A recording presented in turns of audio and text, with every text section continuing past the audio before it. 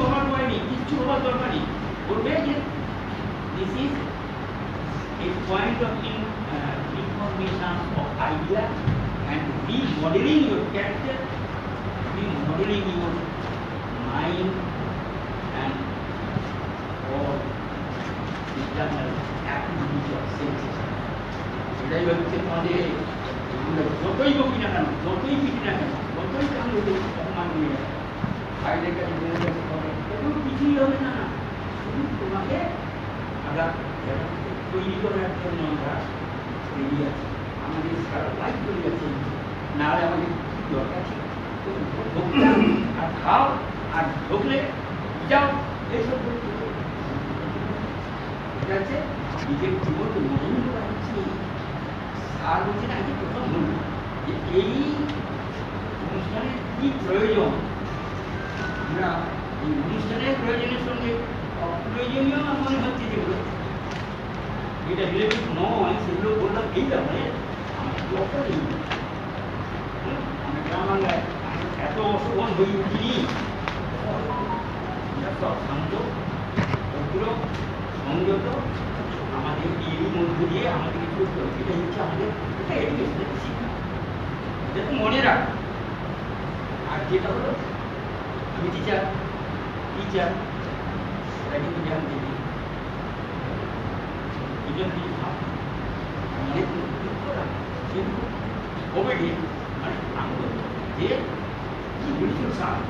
আমাদের সাক্ষী বলেছে সাক্ষী বলে গেল এটা রোমন্থন করতে করতে তোমার দেখবে সেডিমেন্ট আগে সেডিমেন্টটা মডেল।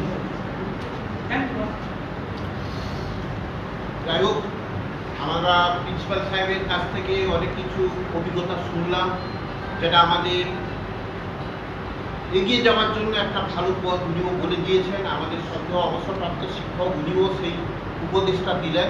আমরা সবাই মাথা পেতে নেব, মনোযোগ সহকারে শুনবো। আমরা এই আলোচনা পর্বে আবার একজনকে পেয়েছি, অর্থাৎ ক্রেতা উপভোক্তা দপ্তরের দুটো দিকে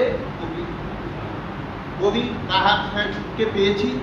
এই জায়গায় আলোচনার মধ্যে যাব, আমরা সময় নষ্ট না করে তাড়াতাড়ি করে সারবো, কারণ মূল বিষয়ের উপরে যেতে হবে। যদিও আলোচনাটা অল্প, সেটাকে মন দিয়ে শোনার জন্য আমরা এই জায়গায় আমাদের স্বাস্থ্য দপ্তর থেকে এসছেন দুজন দিদি, একজন কাবেরী আর সৌগতী, দুজনকে আমাদের এই ক্রেতা উপভোক্তার এই আলোচনার পক্ষ থেকে আন্তরিক অভিনন্দন।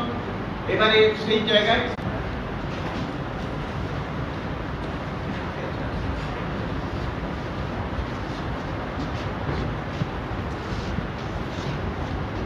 এখানে মঞ্চে উপবিষ্ট সবাইকে এবং তোমাদেরকে যারা যারা আছেন সবাইকে আমার আন্তরিক শুভেচ্ছা, অভিনন্দন আমাকে এইরকম একটা প্রোগ্রামে ডাকার জন্য।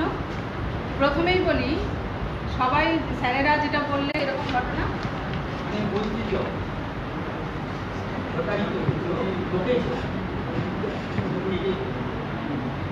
কারোর সঙ্গে হয়নি,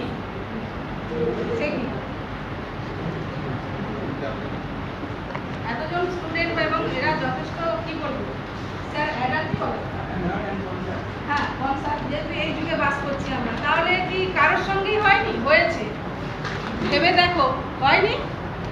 কোথাও জিনিসপত্র কিনতে গেছি, আমার কাছে ব্যালেন্স বলছে তোমাকে 50 পয়সা আমি দিতে পারছি, এরকম হয়নি?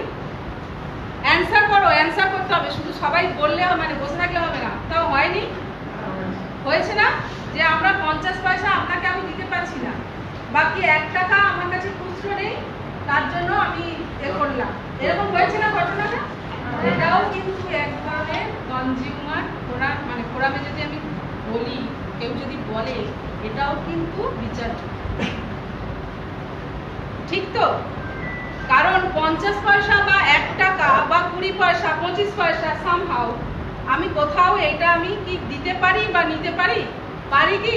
আমার তাহলে এই একটা চালু করে কিছু লাভ নেই।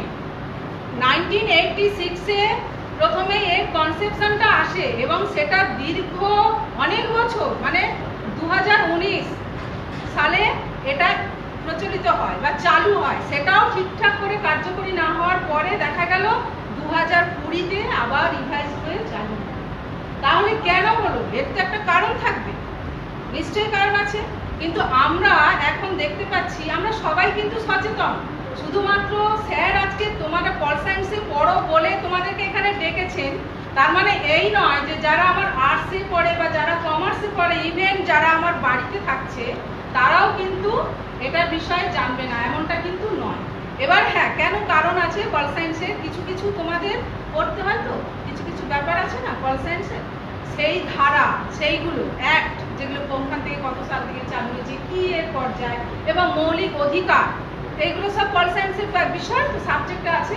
সেই জন্য তোমাদেরকে হয়তো ডাকা হয়েছে। কিন্তু অ্যাজ এ ইন্ডিয়ান নাগরিক, মানে আমার ইন্ডিয়ান নাগরিকত্ব আমার যাদের যাদের আছে, ইন্ডিয়ান হিসেবে আমার সবার কিন্তু জানার বা পাওয়ার কিন্তু একটা আমার যোগ্য অধিকার, তাই তো?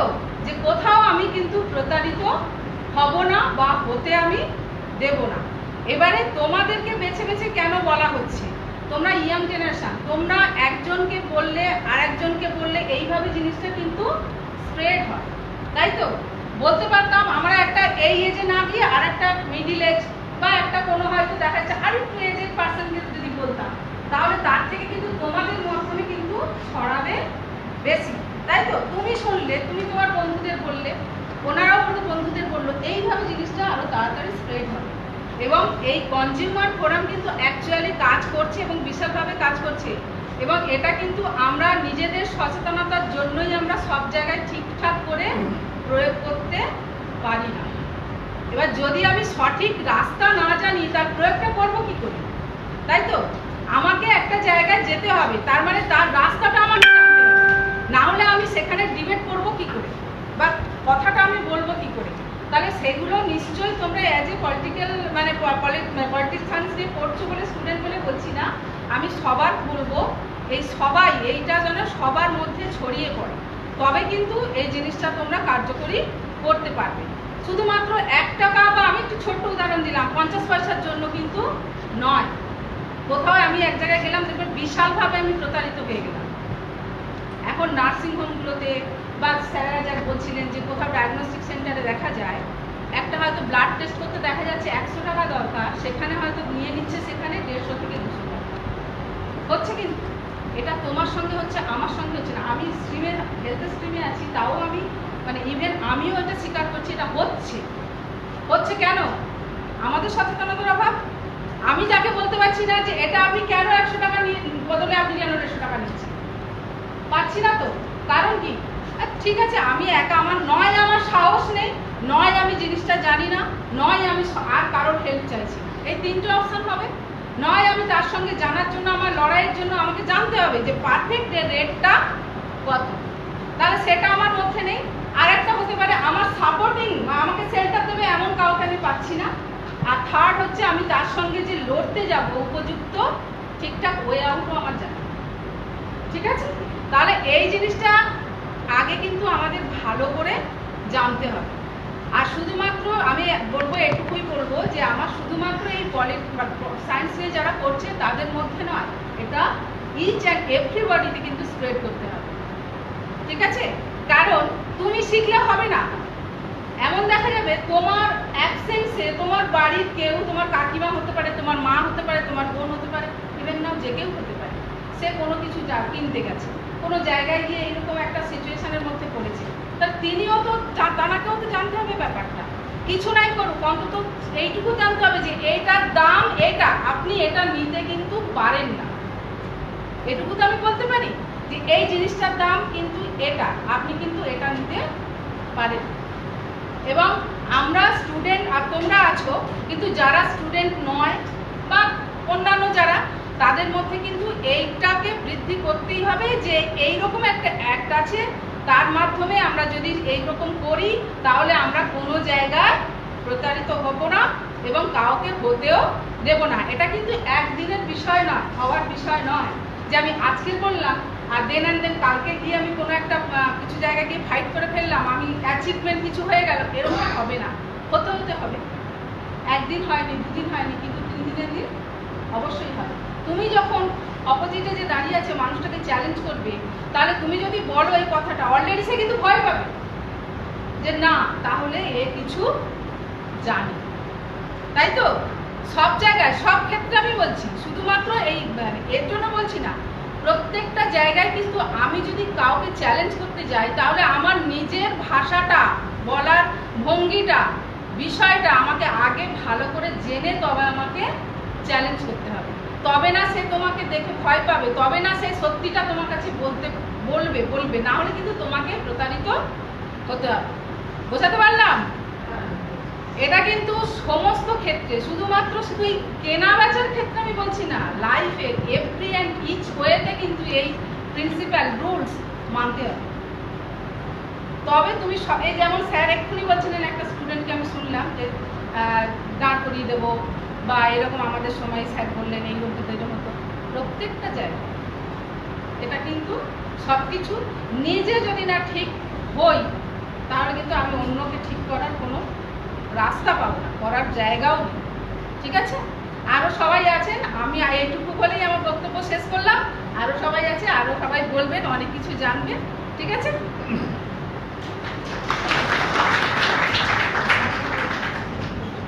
ধন্যবাদ দিদিকে, অনেকটা অভিজ্ঞতা আমাদের মাঝে দিলেন। আমি আমাদের বিএইচএল দিদিকে দু চার কথা বলার জন্য অনুরোধ করছি।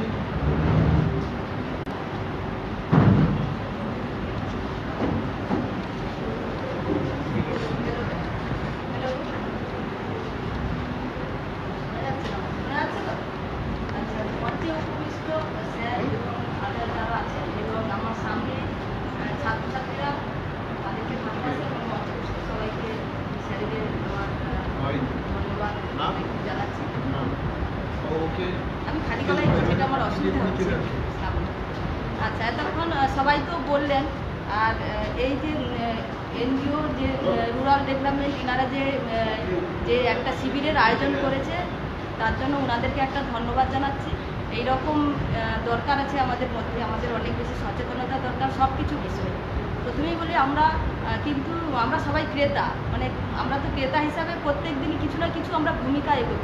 তো সব দিক দিয়ে আমরা শিক্ষা কিনছি, স্বাস্থ্য কিনছি, আমরা বাজার হাট জামা কাপড় যেগুলো কিনছি, সেক্ষেত্রে আমরা কিছুটা বুঝি যে এখানে কম দাম বা বেশি দাম নিয়ে আমরা এগুলো কিন্তু কনজিউমার ফোরাম সব কিছু একটার মধ্যে আসতে পারি। তো আমি স্বাস্থ্যের ক্ষেত্রে বলি, এখানে স্বাস্থ্যের ক্ষেত্রে আমাদের গভর্নমেন্ট আছে এবং প্রাইভেট। গভর্নমেন্টের ক্ষেত্রে হয়তো আমাদের সেখানে আমাদের কিনতে হয় না স্বাস্থ্যটা, কিন্তু প্রাইভেটে যখন আমরা যাব পরিষেবা নিতে, তখন কিন্তু আমাদের স্বাস্থ্যটা কিনতে যেতে, মানে পরিষেবাটা আমরা কিনি। সেক্ষেত্রে কিন্তু আমাদের এই কনজিউমার ফোরামের, আমাদের সমস্যা হলে আমরা কনজিউমার ফোরামের আওতায় আসতে পারি বা সেই অ্যাক্টের মধ্যে আসতে পারি। তো আমাদের তার আগে জানতে হবে যে আমরা যে এই যে একটা বা ফোরামের মধ্যে যাব, আমরা স্বাস্থ্য পরিষেবা কতটুকু জানি, কতটুকু আমাদের মধ্যে অ্যাওয়ারনেস আছে। আমরা যদি আমাদের মধ্যে অ্যাওয়ারনেস না থাকে, তাহলে কিন্তু আমরা প্রাইভেট ফ্যাসিলিটিতে কতটা পেয়ে আমি উপকৃত, না হচ্ছে কি আমার লোকসান হলো, বা সরকারিতে তো আমাদের ধরুন লাগে না, আমাদের হচ্ছে গিয়ে খরচা লাগে না, কিনতে হয় না। তো সেক্ষেত্রে আমাদের কিন্তু অ্যাওয়ারনেসটা জানতে হবে। আমরা ধরুন হেলথের পরিষেবা গভর্নমেন্টে যেগুলো যে এতে দিয়ে থাকি, কোনো নেয় না, কিন্তু প্রাইভেটে যে থাকে তার একটা লিস্ট থাকে। এই লিস্ট সংক্রান্ত আমরা হয়তো এই মুহূর্তে আমরা দিতে পারবো না, কিন্তু এর কমপ্লেনটা আমরা কোথায় করব? কনজিউমার ফোরাম যেমন আছে, অ্যাক্ট আছে, তার আওতায় আসবে। এছাড়াও আমরা বিভিন্ন রকমের আছে প্রাইভেটগুলোর ক্ষেত্রে, আমাদের যে ডিপার্টমেন্টাল হায়ার যে আধিকারিকরা আছেন, ধরুন আমাদের কাকদ্বীপে এখানে এসএমএইচ অফিস আছে, সেখানে কিন্তু ওনারা প্রাইভেট এটা দেন।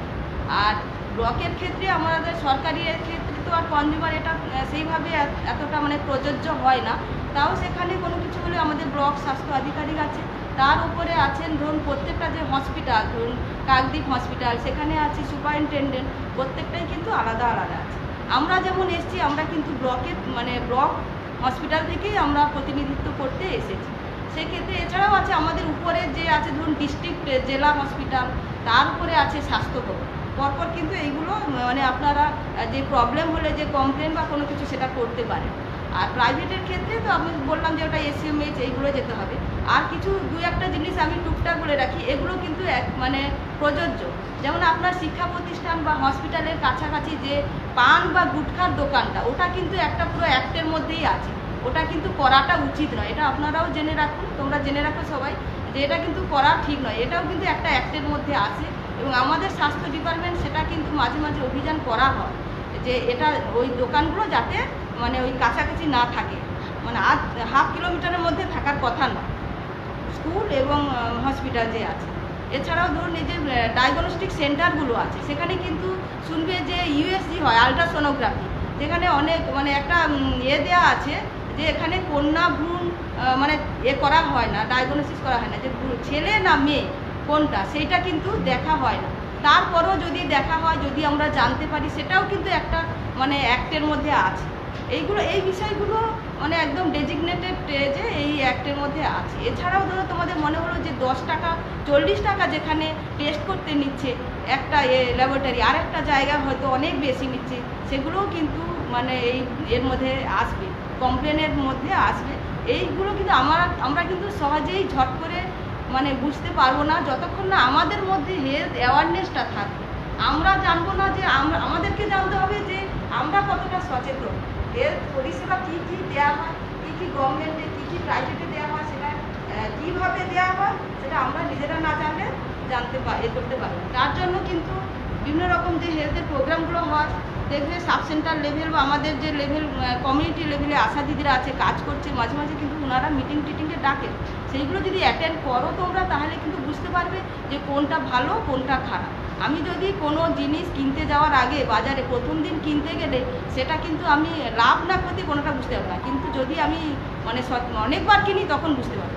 সেই জন্য তোমরা যদি মানে বিভিন্ন রকম প্রোগ্রামের মধ্যে থাকো হেলথ রিলেটেড, তখনই তোমরা বুঝতে পারবে যে কোনটা আমি কোথায় কমপ্লেন করব এবং কতটা করা উচিত কতটা করা উচিত। আর আমি একদিনে এইটুকু বা একটু সময় বলেও তো সচেতন সেইভাবে করতে পারবো না।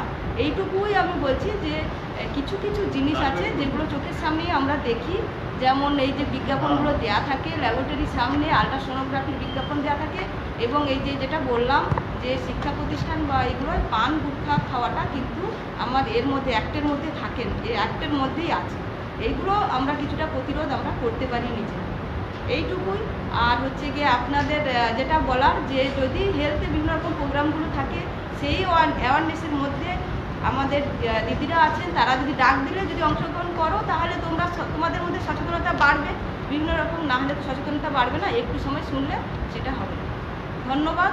আরও অন্যান্যরা আরও অ্যাক্ট নিয়ে বলবেন, করার জন্য আয়োজন করার জন্য তাদেরকেও ধন্যবাদ।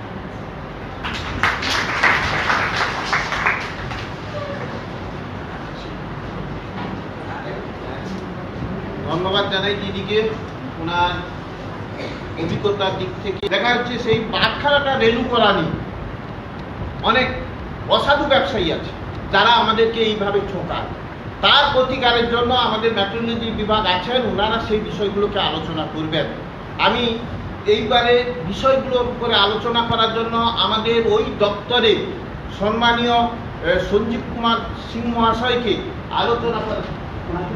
আচ্ছা, তিনি বলে দিলেন যে আগে মেট্রোলজি বিভাগটাকে দেন, উনি আলোচনায় হোক আমাদের। তাহলে ওই মাপযোগ বা মেট্রোলজি বিভাগটার উপরে আমরা বিষয়গুলোকে এবার জানবো, সবাই মনোযোগ সহকারে একটু শুনুন।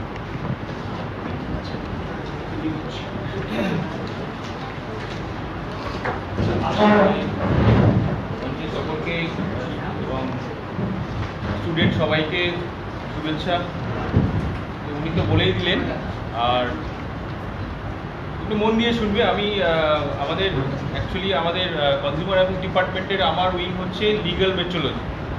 এই প্রচারটা করে উপভোক্তা বিষয়ক ও ন্যায্য বাণিজ্য অনুশীলন অধিকার থেকে। আমাদের কাজটা আমি বলছি, একটু আগে ম্যাডাম বললেন যে এগুলো কার সঙ্গে ঘটেছে, কেউ কিচ্ছু বলতে পারল না, মানে কারোর একটা কথাও কেউ বলতে পারলো না। কেন বলতে পারলো না? কারণ আমরা কেউ সচেতন নই বলেই আমরা কেউ বলতে পারলাম না যে আমাদের সঙ্গে এই ঘটনাটা ঘটেছে।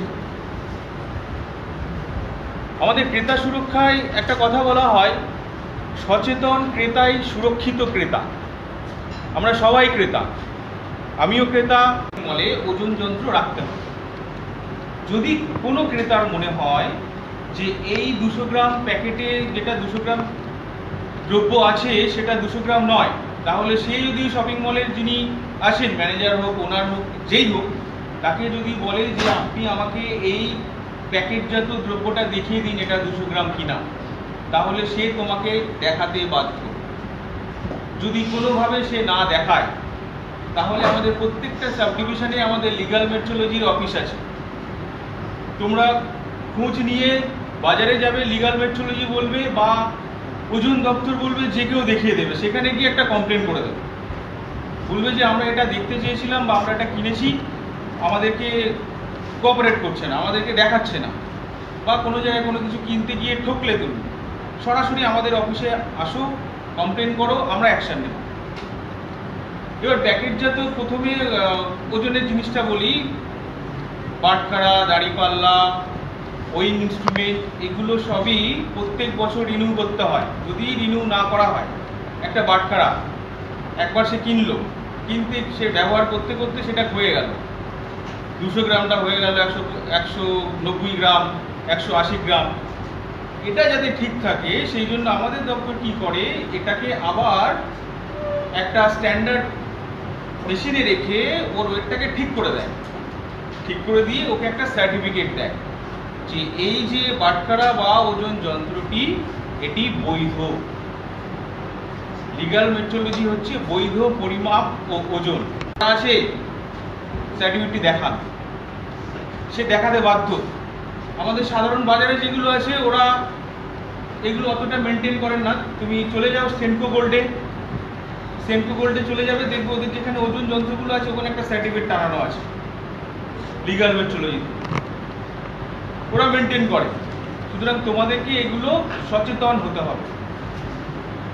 প্যাকেটজাত দ্রব্য, সাদা একটা প্যাকেটে জিনিসপত্র কোনো দ্রব্য ঢুকিয়ে বিক্রি করছে, ওগুলো কবে ঢুকিয়েছে, কতটা ওজন, আমরা কিচ্ছু জানি না।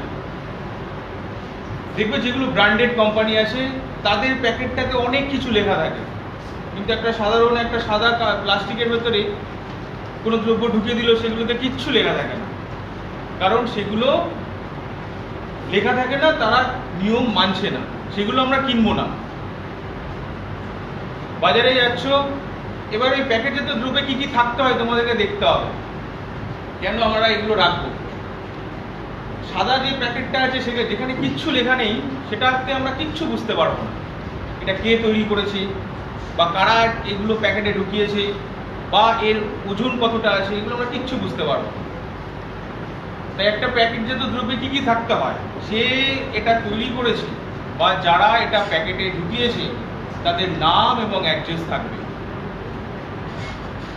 দ্রব্যটা কি আসে তার জেনেরিক নাম অথবা কমন নেম এগুলো থাকবে। তুমি দেখবে যেগুলো ব্র্যান্ডেড কোম্পানি আছে সেগুলোতে সব লেখা থাকে, কিন্তু লোকাল যেগুলো সেগুলোতে ম্যাক্সিমামটাই লেখা থাকে না। আর কি থাকবে, যদি তোমাদের কোনো কমপ্লেন থাকে তাদের কন্ট্যাক্ট নম্বর থাকবে বা ইমেল আইডি থাকবে, এগুলো থাকতে হবে।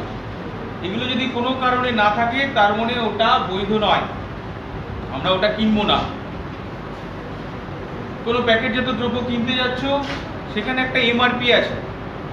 এমআরপি মানে কি, maximum retail price. Maximum retail price আছে 25 টাকা, দোকানদারের কাছে গেছো নিচ্ছে 30 টাকা।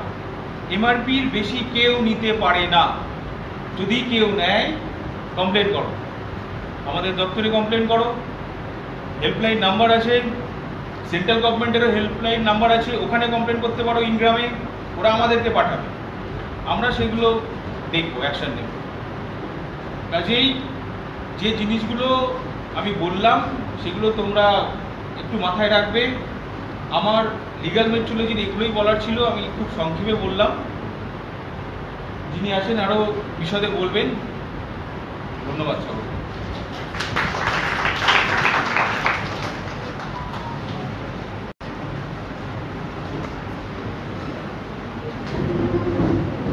কবিরবাবুকে ধন্যবাদ, ওনার আলোচনার বিষয়টাকে সবার মাঝে তুলে ধরলেন। আমি এখন আমাদের ওই দপ্তরের একজন প্রতি আধিকারিক এসেছেন, ওনার কাছ থেকে এবারে ওই বিষয়গুলোর উপরে আলোকপাত করার জন্য। যার জন্য 24 ডিসেম্বরকে জাতীয় উপভোক্তা দিবস হিসেবে পালন করা হয়। তো এই উপভোক্তা সুরক্ষায় 6টা আমাদের অধিকার দেওয়া আছে উপভোক্তাদের। তাদের অধিকার উপভোক্তাদের অধিকার, এক হচ্ছে নিরাপত্তার অধিকার। আমি একটা নিরাপদ জিনিস পাওয়ার অধিকারী। যদি আমি দেখলাম কোনো একটা জিনিস কিনে আমি কোনো রকমভাবে ক্ষতিগ্রস্ত হলাম, তাহলে কিন্তু ফিউজারিটি চিহ্ন থাকে, ঠিক আছে, কে প্যাকেট দেখে থাকবে, এগুলো দেখে সহজে বোঝা যায়। আমরা বলি যে আমরা ঠকিয়ে যাব না, আমরা সতর্ক হবো, তাহলে আমাদের অনেক বিপত্তি এড়ানো যাবে। আমরা ঠকবো তারপর আমি অভিযোগ জানাবো, তার থেকে ভালো কিনা যে আমি যাতে না ঠকি সেরকম আমি কেনাকাটা করি বা দেখে শুনে কেনাকাটা করি। তাহলে যেটা বলছিলাম যে আমাদের তথ্য ব্যবস্থার মধ্যে এগুলো আমরা পাচ্ছি। তারপর হচ্ছে যে বাছাইয়ের অধিকার, আমরা অনেকগুলো জিনিসের মধ্যে থেকে দেখে বেছে আমাদের পছন্দ মতো জিনিস কিনবো, সেই অধিকার আমাদের উপভোক্তা সুরক্ষা আইন দিয়েছে। তারপর 4 নম্বর অধিকার হচ্ছে যদি আমি ঠকে যাই কোনো রকম ভাবে, তাহলে আমি প্রতিকার চাইতে পারি। ধরো তোমাকে যেরকম জিনিসটা বললো বুঝিয়ে সুঝিয়ে দিল, তুমি হয়তো দেখে বুঝিয়ে না বুঝে কিনে তোমার বক্তব্য শোনা হবে। আর হচ্ছে 6 নম্বর অধিকার উপভোক্তা সচেতনতার অধিকার, যার জন্য আমরা এখানে এসেছি যে উপভোক্তাদের সচেতন করতে। তারা যদি এই আইন সম্পর্কে নাই জানলো যে এরকম একটা আইন আছে বা এটা কি করা যেতে পারে, কোনো কিছু যদি ঠকে যায়, সেক্ষেত্রে কিন্তু এই অধিকারটা ওদের, এই অধিকার উপভোক্তাদের দেওয়া আছে যে সচেতন হওয়ার তাদের অধিকার দেওয়া আছে, ঠিক আছে? যার জন্য আমরা এরকম বিভিন্ন জায়গায় যাই সচেতন করতে। তো আমরা যখন জিনিসপত্র কেনাকাটা করি,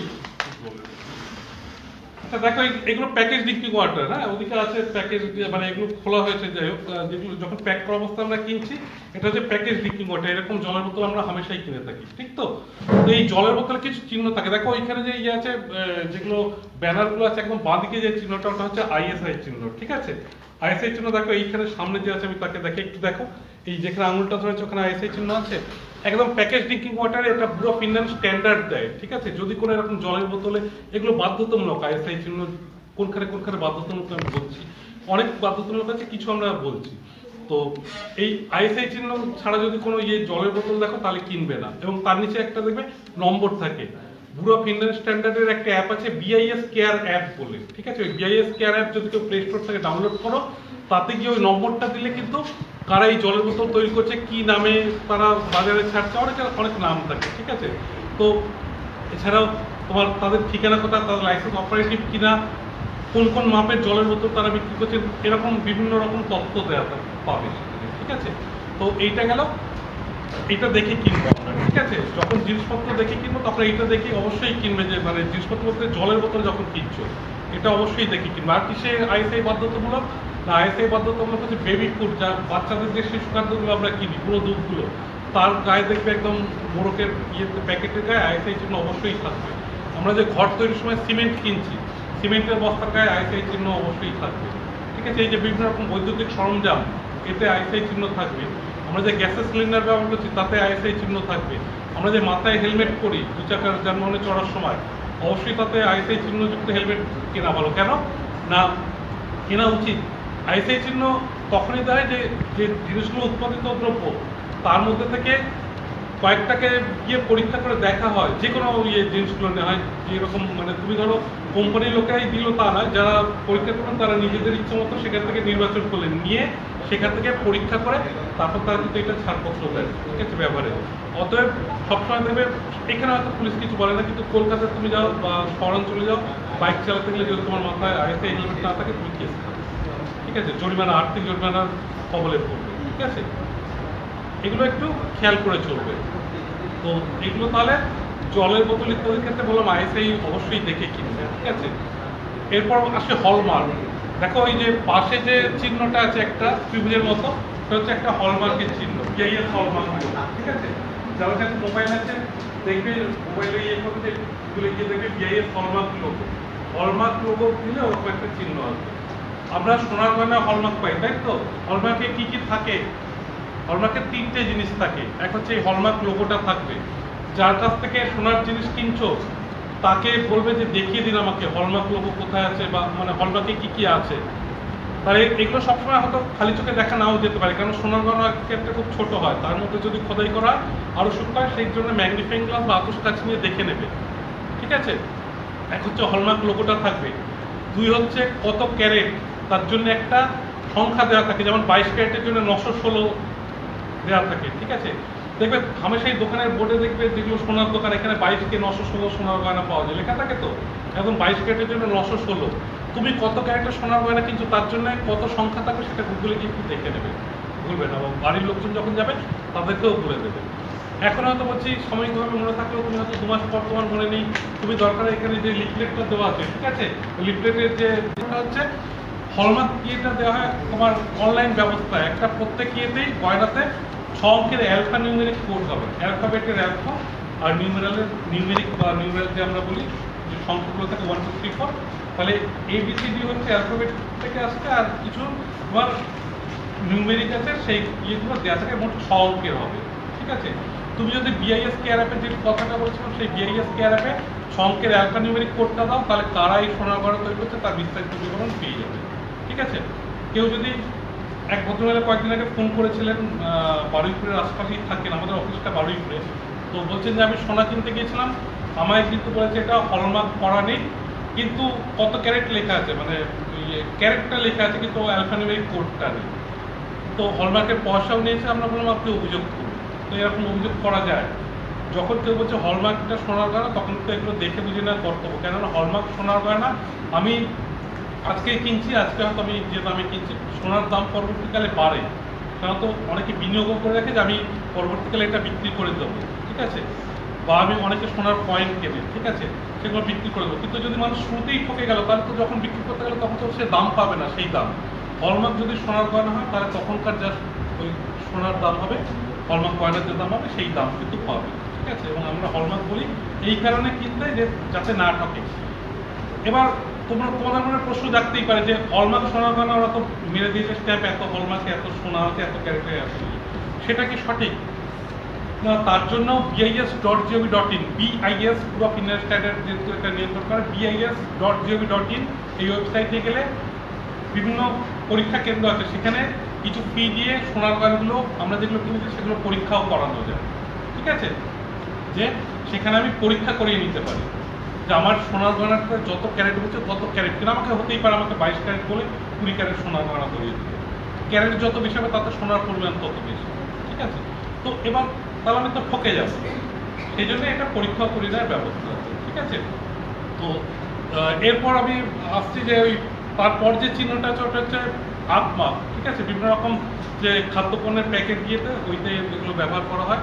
তারপর FPO ফ্রুট প্রোডাক্ট অর্ডার, তারপর হচ্ছে সিল্ক মার্ক। ঠিক আছে, তার সঠিক কিনা বা এটা যারা ইয়ে করেন যে সার্টিফিকেশনের জন্য আবেদন করেন তাদের এটা দেওয়া হয়। ঠিক আছে, অনেকে হয়তো বলবে যে আমার জিনিসটা ভালো, কিন্তু তারা সার্টিফিকেশনের জন্য অবশ্যই আবেদন করতেই পারে এবং তারা পরীক্ষা নিরীক্ষা করে এটা প্রদান করে। তাহলে এই জিনিসটা যদি এই সমস্ত জিনিসগুলোর ক্ষেত্রে কোনোটা মনে হয় যে এটা সঠিক নয়, তাহলে কিন্তু যারা এর নিয়ন্ত্রক, যারা এগুলো পরিচালনা করে, কীভাবে দেওয়া হয় না হয়, তাদের কাছে কিন্তু অভিযোগ করা যায়। ঠিক আছে, তারপর উলমার্ক আছে, আর শেষ আছে হ্যান্ডলুম মার্ক। ঠিক আছে, আমার কাছে হ্যান্ডলুম মার্ক এখন একটা আছে, আমি দেখাচ্ছি।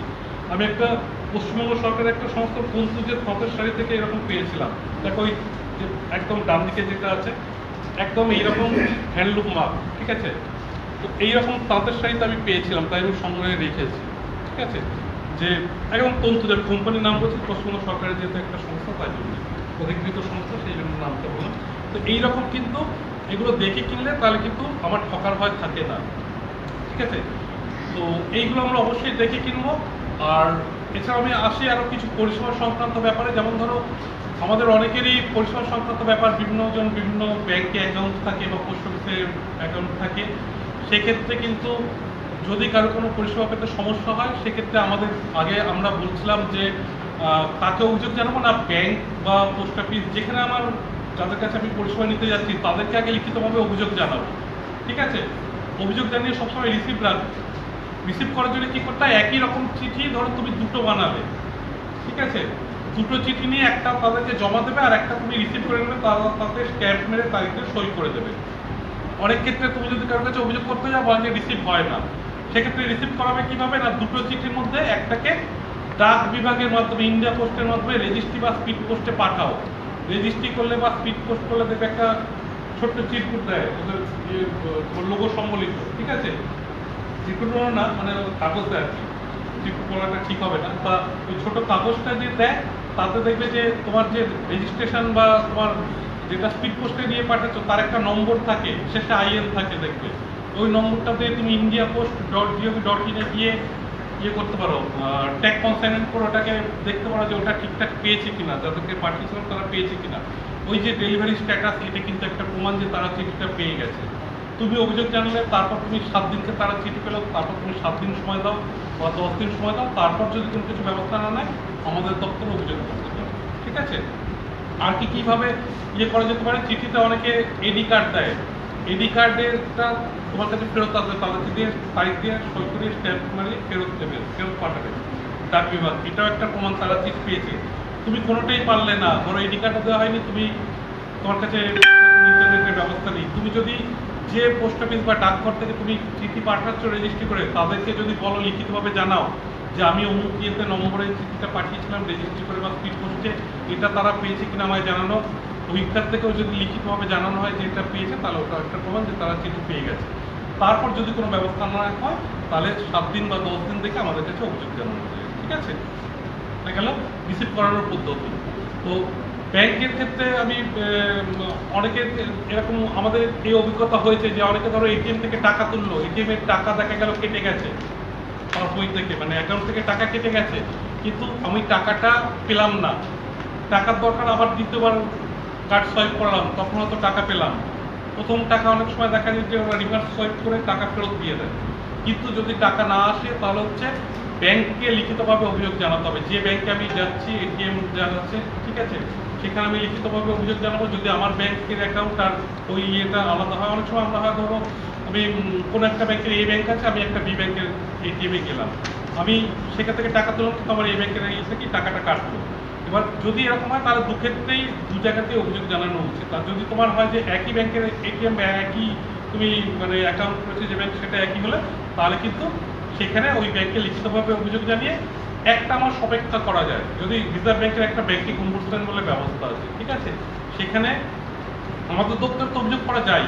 তো এটিএম এর টাকা ফেরতের ক্ষেত্রে আমরা বলি যে আপনি 1 মাস অপেক্ষা করে তারপর 1 মাস অভিযোগ জানানোর পর অপেক্ষা করুন, রিসিভ কপি রাখুন, তারপর 1 মাস পরে গিয়ে আপনি ব্যাংকিং অম্বুডসম্যান ব্যবস্থায় রিজার্ভ ব্যাংকে অভিযোগ করুন এবং টাকা পেয়েছেও। তোমার বাড়িগুলোর দিকে জুটিয়া বলে একটা জায়গা আছে আমতলা দিকে যেতে, সেখানে ভদ্রমহিলা আইসিডিএস এরকম কাজ করে, উনি 10,000 টাকা বছর দেড় আগে এরকম তুলেছিলেন। তো সেখানে তার 10,000 টাকা কেটে যায়, ওনার 10,000 টাকা কেটে যাওয়ার পরে উনি টাকা পাননি, মানে অ্যাকাউন্ট থেকে কেটে যায়। তারপর উনি কী করলেন, টাকার দরকার ছিল আবার টাকা তুলেছেন, আগের টাকাটা ফেরতও আসেনি, পাননি। তো আমাদের দপ্তরে এসেছিলেন, বললাম আপনার কি লিখিত অভিযোগ করা আছে? বলেন হ্যাঁ স্যার আমার করা আছে, 1 মাস হয়ে গেছে। বললাম তাহলে আপনি ব্যাংকিং অনুষ্ঠানে অভিযোগ জানান। ভদ্রমহিলা কিন্তু অভিযোগ জানানোর পর প্রায় বছর খানেকের মাথায় আর কি ওনার জবে থেকে ঘটনা ঘটেছিল, তার প্রায় বছর খানেকের মাথায় আমাদের ব্যাপারে এসেছিলেন বেশ কয়েক মাস পরে। তো বছর খানেকের মাথায় প্রায় টাকা 1 বছর পর আগে কিন্তু টাকাটা ফেরত পেয়ে গেছে এবং সুদ সহ পেয়েছেন। উনি বললেন যে ম্যানেজার স্যার আমাকে বলেছেন যে সুদ আমরা দিয়ে দিয়েছি, ঠিক আছে, এরকম হতে পারে। আচ্ছা, ব্যাংকিং ব্যাপারে যখন যাচ্ছি, ব্যাংক থেকে যেহেতু কেউ আসলে আমি বলেই দিই, দেখবে আজকালকার ফোন করলেই বিভিন্ন সময় ইয়ে করে যে কেউ কোনো রকমভাবে জালিয়াতরা নানানভাবে ঠকানোর চেষ্টা করে, কেউ কাউকে কোনো ওটিপি বলবেন না, কোনো কিছু পিন এগুলো বলবেন না, এগুলো ইয়ে করে। আমি একটা আমাদের বাস্তব অভিজ্ঞতার কথা বলি। একজন রেলের অবসরপ্রাপ্ত কর্মচারী গতকালই মিডিয়েশন ছিল আমাদের অফিসে, উনি 3 লাখ টাকার একটা ফিক্সড ডিপোজিট করেছিলেন কোনো একটা ব্যাংকে, ব্যাংকের নাম করছে না।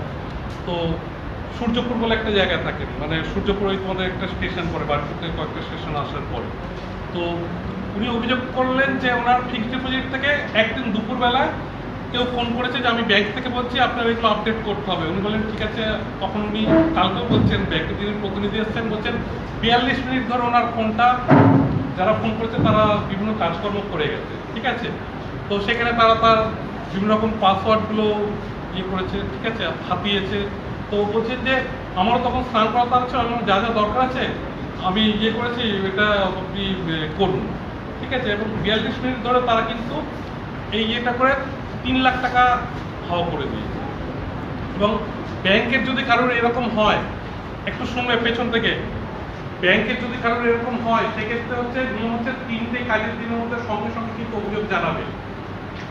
তোমরা অনেক সময় দেখবে মেসেজও পাও বিভিন্ন ইয়ে থেকে যে national cyber crime helpline number আছে 1930 ঠিক আছে। এই 1930 নম্বরে কিন্তু অভিযোগ জানালে তারা যে অ্যাকাউন্ট থেকে এরকমভাবে টাকা হাতাচ্ছে তাদেরকে ব্লক করে দেয়।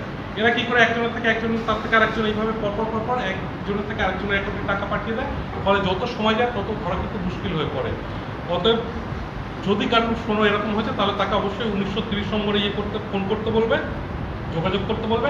আর ব্যাংককে লিখিতভাবে জানাতে হবে। পাননি বলে আমাদের ওখানে অভিযোগ করেছেন, বললাম যে আপনি আদালতে যান, ব্যাংক বলছে আমাদের কোনো গাফিলতি নেই, ব্যাংক তাদের রিজার্ভ ব্যাংকের যে আইন কানুন দেখিয়ে বলছে যে এটা আপনি আপনার তরফে গাফিলতির জন্য আপনি সমস্ত কিছু শেয়ার করেছেন, এই জন্য আপনার থেকে এটা আপনার প্রাপ্য নয়, মানে এটা আপনি অধিকারী নন পাওয়া, ঠিক আছে? তো এইটা কিন্তু এরকম হয়। প্রথম হচ্ছে কেউ ওটিপি, যদি আমি ব্যাংক থেকে বলছি, ম্যানেজার বলে ছুটির দিনে ওনাকে শনিবার ফোন করেছিল, চতুর্থ শনিবার ব্যাংক এখন ছুটি থাকে, তো এখন চতুর্থ শনিবার ফোন করেছিল, ওনার মাথায় ছিল না ব্যাংক ছুটি কিনা, বলে দিয়েছিলেন, ঠিক আছে? এবং যেটা বললাম যে অনেকক্ষণ সময় ধরে তারা নিজেদের মতো অপারেট করেছে, ঠিক আছে? বিভিন্ন রকম প্রযুক্তি ব্যবহার করে তারা এইরকম টাকা হাতিয়েছে।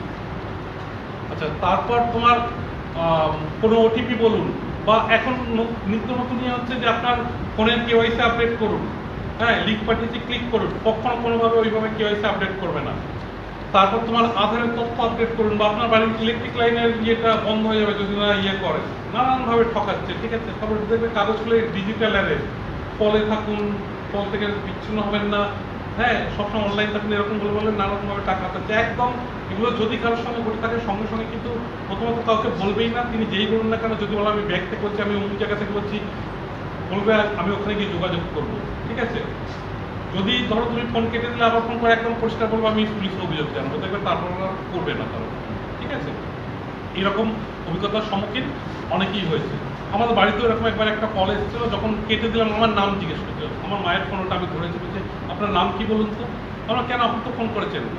তো বলে আমি কলকাতায় একটা রাসেল স্ট্রিট ব্যাংকের SBI এর ম্যানেজার রবিবার বিকেলে ফোন করছেন, এত মানে উনি দায়বদ্ধ যে রবিবার বিকেলেও উনি ফোন করছেন, চিন্তা করো। তো মানুষজন কি হবে, যারা করবে, হ্যাঁ এই তো, তারপরে এবার হয়তো বলবে যে নামটা বলে ফেললো, তারপরে হয়তো বললো যে আপনার অ্যাকাউন্ট বন্ধ হয়ে যাবে, দুমদাম করে তার অ্যাকাউন্টের হয়তো যা তথ্য চাইবে বলে দিল, বা একটা লিঙ্ক যাচ্ছে ক্লিক করুন, ঠিক আছে?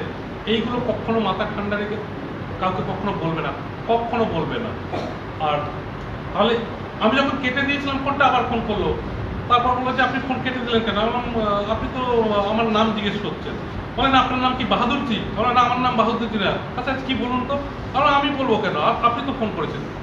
তো আমি বললাম পুলিশে ফোন করবো, তারপর দেখলাম খুব করে কেটে দিলেন, ঠিক আছে? এইরকম এবং এইরকম ইয়ে হয়, ঠিক আছে? তারপর দেখবে আরেকটা খুব বর্তমান দিনে ঠকানোরই আছে, যে আপনার ফোনটা অত্যধিক কল করার জন্য আজকে ট্রাই থেকে ফোন করছে, এরকম বলে, ট্রাই হচ্ছে telecom regulatory authority of India, যে এইরকম ভাবে আপনার ফোনটা আজকে তার সার্ভিস হলো, করে সাসপেন্ড করা হলো, ঠিক আছে?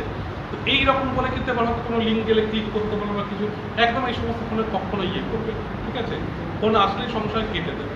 বা যদি কেউ মানুষও ফোন করছে, এগুলো রেকর্ড আছে। আর লিগাল এইড বলে একটা ব্যবস্থা আছে, যে district consumer dispute redressal commission বলে উপভোক্তা জেলার যে সুরক্ষা আদালতগুলো আছে, সেখানে কিন্তু যারা মহিলা বা যারা বয়স্ক মানুষ 60 বছরের বেশি, বা বিভিন্ন জাতিগত যাদের ইয়েছে, যেমন SC ST এদের ক্ষেত্রে ইয়ে লাগে না, ঠিক আছে? কোনো রকম পয়সা পরিচ্ছন্ন লাগে না, বা তারা উকিলের সহায়তা পেতে পারে। তো এই ব্যবস্থাগুলো আছে।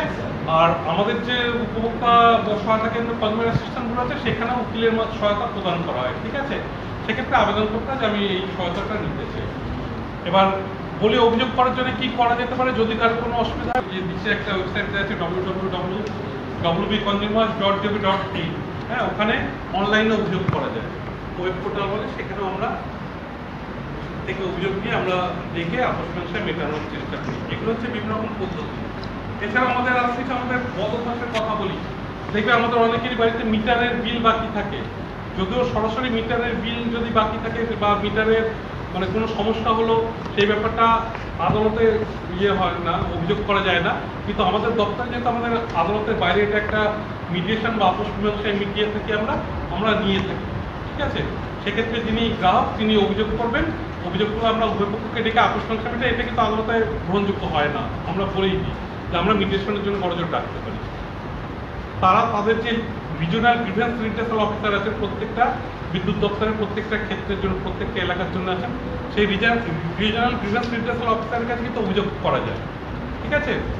অনেকে বলে স্যার না আপনাদের কাছে অভিযোগ করবো, অভিযোগটা একটু দিয়ে দেখুন, যদি আপোষ মীমাংসা হয় না আমি পরবর্তীকালে যা করার তাহলে করবো। তো যদি কেউ কখনো মনে করো যে কারোর বাড়ির বিল হয়তো অনেক এসছে, কারোর হয়তো দেখা গেল 20,000-25,000 টাকা বিল এসছে, যেটা হয়তো 1,000 বা 2,000 টাকা আসতো, অনেকের ধারণা আছে যে আমি যদি বিলটা না দিই লাইনটা কেটে দেবে, কেটে দিই আমি দেবো না। কিন্তু মনে রাখবে পরবর্তীকালে যেহেতু ওই লাইনটা আবার যুক্ত যে আপনার লেট পেমেন্ট সারচার্জ হয়, ওটা কিন্তু সুদ বাড়তে থাকে, আমি আজকে কাটিয়ে দিলাম লাইনটা, কিন্তু পরবর্তীকালে যদি আমার প্রয়োজন হয় বা অন্য কেউ ওইখানে লাইন নিতে চায়, ওই লাইনটাই যদি আবার জুড়তে চায়, তাহলে কিন্তু যত দিন গেছে তত দিনের কিন্তু তাকে পয়সার সুদ দিতে হবে। ঠিক আছে, অতএব কোনো জিনিসের নিষ্পত্তি করে লাইন যদি আমার দরকার না থাকে আমি জানিয়ে কাটাবো। ঠিক আছে, মানে দরখাস্ত করে, বা যদি আমি হয়তো এরকম কোনো বিবাদ হয়েছে সেটাকে নিষ্পত্তি করে কিন্তু লাইনটা ছেড়ে দেওয়া উচিত। অনেকে বলে স্যার লাইন কেটে দেবো, দরকার নেই, কিন্তু করে তারপরে এবার হাবুডুবু খায়, তখন দেখে অনেক অনেক বিল হয়ে গেছে। ঠিক আছে, তারপর দেখবে চাষবাসের এলাকায় একটা খুব সমস্যা, যেটা অনেক ক্ষেত্রেই দেখেছি, যে ধরো 6 মাস তার রিডিং নেওয়া হয়নি, রিডিং না নিলে আমাদেরও দায়িত্ব, কারণ কারো গৃহস্থালী বাড়ির ক্ষেত্রেও দেখা যায় তার রিডিং নিতে তো আসে না। এবার দেখা গেল তার অনেক স্ল্যাব একসঙ্গে অনেক বিল পাঠিয়ে দিল, স্ল্যাবে বিল যত বেশি হবে বিলের পরিমাণ তার সাথে টাকাটাও বেশি যায়। তুমি বিলে ভাগ দেখবে যে প্রথম 75 ইউনিট বা তারপরে কিছু ইউনিট এরকম ভাগ থাকে, যে তার জন্য পয়সা বেশি হবে। ঠিক আছে, প্রথম ইউনিটগুলো যা পয়সা পরেরগুলো আরও বেশি হবে। ঠিক আছে, যদি তোমার বিলের পরিমাণ অনেক বেশি হয় তাহলে একসঙ্গে অনেকগুলো পয়সা বাড়তি বেরিয়ে যায়। এগুলো কিন্তু আমাদের প্রত্যেকটা উপভোক্তার উচিত যে আমি যখন রিডিং নিচ্ছে না, আমার ইলেকট্রিক অফিসকে লিখিতভাবে জানানো। ঠিক আছে, যে চিঠি দরকার দিয়ে আমি তাদেরকে জানাবো, রিসিভ করিয়ে নেবো চিঠি, যে আমার এটা রিডিং নেওয়া হচ্ছে, আমার এটা নেওয়া হোক, আমাকে বিল দেওয়া হোক। ঠিক আছে, তারপর যে বিল অনেক এলো তখন আমরা এবার কী করবো, দিক জ্ঞান শুনে দৌড়াদৌড়ি শুরু করি। ঠিক আছে, যে আমার এত বিল এসছে কেন, কিন্তু আমাদের কর্তব্যটা আমরা পালন করি, এটা আমাদের উচিত। ঠিক আছে, আমরা সুরক্ষিত থাকার জন্য আমাদের এটা অবশ্যই পালনের কর্তব্য। ঠিক আছে, আর এছাড়াও বলি যে রান্নার গ্যাস তো মোটামুটি সবার বাড়িতে ব্যবহার হয়। গৃহস্থালীর গ্যাস সিলিন্ডার কতগুলো গ্যাস থাকে কারণ জানা আছে? দুরকম, একটা হচ্ছে বাণিজ্যিক সিলিন্ডারগুলো বড় হয়, আর হচ্ছে যেগুলো তোমার ছোট, সেগুলো মানে ছোট মানে যেগুলো আমরা বাড়িতে ইয়ে করি সেগুলো হচ্ছে গৃহস্থালী ডোমেস্টিক এলপিজি বলে। এলপিজি পুরো কথার অর্থ কি কেউ জানো? এর মধ্যে কত বললাম, 14 কিলো 200, সরকারি নিয়ম হচ্ছে 150 গ্রাম প্লাস মাইনাস ইয়ে থাকে, গ্যাস 14 কিলো 200 থেকে 150 গ্রাম প্লাস মাইনাস এইরকম থাকে। ঠিক আছে, বোঝা গেল? তো এরপর যদি তুমি কখনো কারো থেকে যখন ডেলিভারি নিচ্ছ, যদি কাউকে ওজন দেখিয়ে দিতে বলো, না দেখিয়ে দিলে ডিলারের কাছে কিন্তু লিখিতভাবে অভিযোগ করা যায়। তারপর যদি ডিলার কোনো ব্যবস্থা না নেয় আমাদের কাছে অভিযোগ করা যায়। ঠিক আছে, আর যদি দেখা গেল যে মাত্রাতিরিক্ত পয়সা চাইছে, যে আমাকে কেউ হয়তো 10 টাকা খুশি হয়ে দিল, নিচ্ছে না, ওরা 50 টাকা 80 টাকা 100 টাকা লাগবে, সরকারি নিয়ম অনুযায়ী গ্যাস ভর্তি সিলিন্ডার যখন বাড়িতে পৌঁছে দেয় তার একটা নির্দিষ্ট সীমা আছে। ঠিক আছে, পৌরসভা অঞ্চলের ক্ষেত্রে 15 কিলোমিটার ব্যাসার্ধের মধ্যে, যেখানে ডিলার ব্যবসা করছেন তার থেকে 15 কিলোমিটার ব্যাসার্ধের মধ্যে কিন্তু বিনা খরচে সিলিন্ডার পৌঁছে দেওয়ার কথা। আমাকে 40 টাকা 50 টাকা দিতেই হবে না, আমি সিলিন্ডার পৌঁছে দেবো না, এরকম কিন্তু করতে পারে না। যদি কেউ করে ডিলারের কাছে লিখিতভাবে অভিযোগ দিয়ে, যদি কেউ কোনো রকম ইয়ে না পায়, ডিলার থেকে সহায়তা আমাদের দপ্তরে অভিযোগ করতে পারে। ঠিক আছে, এইটা কিন্তু করা যায়। আর গ্যাসের ক্ষেত্রে বলি যে গ্যাসের একটা এমার্জেন্সি নম্বর আছে, গ্যাস থেকে এমার্জেন্সি নম্বর দেখবে নতুন সিলিন্ডারগুলো লেখা থাকে, কেউ জানে 1906, কত বললাম 1906। কিভাবে মনে রাখবে? বঙ্গভঙ্গ কত সালে হয়েছিল? 1905 সালে, তারপরের বছর 1906। মনে রাখবে বঙ্গভঙ্গের পরের বছরটাই গ্যাস লিক এমার্জেন্সি নম্বর। ঠিক আছে, মাল্টিলিঙ্গুয়াল, তোমরা যাদের কাছে ফোন আছে বা পরে ফোনে দেখবে যে গুগলে সার্চ করলে এটা মাল্টিলিঙ্গুয়াল, বিভিন্ন ভাষায় এটা কার্যকরী। ঠিক আছে, এবং তারা তুমি কোথাও গ্যাস লিক যদি হয় তাহলে তার কাছে ইয়ে করে ফোন করে সহায়তা চাইতে পারো। ঠিক আছে, এগুলো কিন্তু মোটামুটি আমাদের উপভোক্তাদের অনেক কিছু করণীয় আছে, এবং আমরা যদি একটু সতর্ক থাকি তাহলে কিন্তু আমাদের অনেক বিপত্তি আমরা এড়াতে পারবো। ঠিক আছে, আর আরেকটা কথা আমি বলে শেষ করবো, যে আমরা দেখবে যে অনেক জিনিস তোমার সার্ভিস সেন্টারে দিই, যেমন ধরো তোমার মোবাইল খারাপ হয়েছে, মোবাইল খারাপ হলো আমি সার্ভিস সেন্টারে দিলাম, তো আমি শিট দেয় তারা। ঠিক আছে, জব শিটে তোমার কে দিচ্ছেন, কোন মডেলের মোবাইল, তার সার্ভিস সেন্টারের নাম ঠিকানা ইত্যাদি থাকে, কি হয়েছে।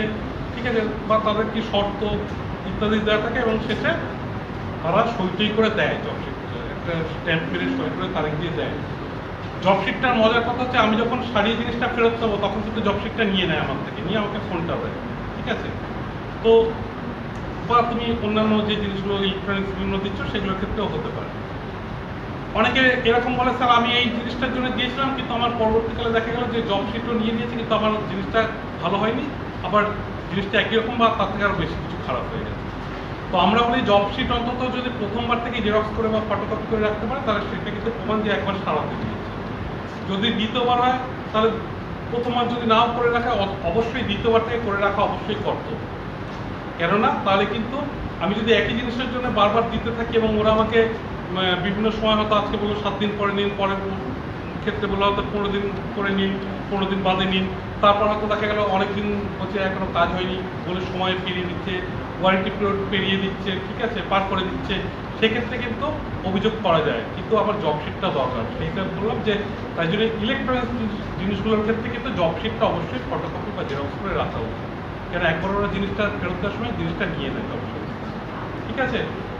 তো এগুলো যেগুলো বললাম, যদি কারো কোনো প্রশ্ন থাকে জিজ্ঞাসা করতে পারো। আর একটা হচ্ছে যে যদি কারো কোনো চিকিৎসা গাফিলতির ক্ষেত্রে হয়, তাহলে আর্থিক ক্ষতিপূরণের জন্য আমাদের যে আদালত আছে সেখানে অভিযোগ করা যেতে পারে। আর যদি কারো ডাক্তারের মধ্যে লাইসেন্স বাতিল ইত্যাদি হয়, তাহলে যে ক্লিনিক্যাল যে এস্টাবলিশমেন্ট যে রেগুলেটরি কমিশন আছে সেখানে অভিযোগ জানানো যায়, ঠিক আছে। এগুলো কিন্তু অভিযোগ করা যায়। কারো কোনো প্রশ্ন থাকলে করতে পারো। বোঝা গেছে তো? আমি খুব তাড়াতাড়ি বলার চেষ্টা করেছি, বোঝা গেছে তো কথাবার্তা? তো একটু মনে রাখার চেষ্টা করবে, যদি আশা করি কারো দরকার নাও, কিন্তু পরবর্তীকালে যদি দরকার হয় তাহলে এগুলো লিফলেটটা অবশ্যই রাখবে, বাড়িতে গিয়েও দেখাবে, বা এটা যদি যোগাযোগ করার প্রয়োজন হয় যেন এই নম্বরটা পাও এরকমভাবে লিফলেটটা যত্ন করে রেখে এবং লিফলেটটা পড়বে ওই, ঠিক আছে। শেষ করতে আমি তাহলে এখানেই।